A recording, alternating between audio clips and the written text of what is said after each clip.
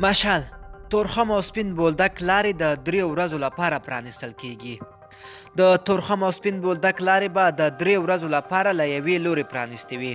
په پاکستان کې د افغان سفیر عاطف مشال په خپل ټویټر لیکلي دا لارې به د راتلونکي دوشنبې اپریل 6 تر 9 پرانیستې وي.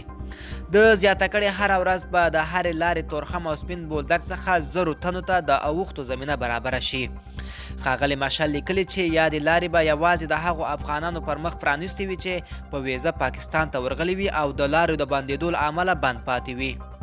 د مارچ په 19 هم ښاغلي مشال په خپل یو ټویټ کې د پاکستان د هغې پریکړې هرکړی کړی و چې د چمن دروازه د خوراکي توکو او ترانسپورت پر مخ بیرته پرانیزي.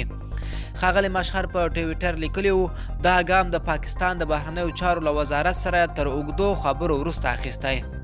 نوموړي ویلي د کرونا وایرس د ویرې خپرېدو پر مهال دغه ګام د دواړو هیوادونو د اړخیزو اړیکو ښه کېدو پایله کېدای شي. د مارچ پر 2 پاکستان د کرونا وایرسو په تړاو اندېښنو له کبله په چمن له افغانستان سره د یوې اونۍ لپاره خپله دروازه وتړله. که څه هم د چمن پر دروازه د تېرې یوې میاشتې راهیسې مسافر څارل کیږي او د کرونا وایرسو له معاینې وروسته پاکستان ته د تګ اجازه ورکول کیږي، خو بیا هم پاکستاني چارواکي په دې ویره کې دي چې هسې کوم مسافر له افغانستانه د وایرس پاکستان ته انتقال کړي. پر چمن دروازه هره ورځ تر 100,000 زیات کسان تګ راتګ کوي.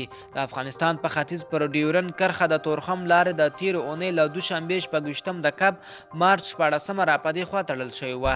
د مارچ په 20 د پاکستان لومړی وزیر په خپل ټویټر په اړه خبر ورکړی و چې بهرونکو موټرو ته یې د چمن سپین بولدک له لارې تګ اجازه ورکړې وه.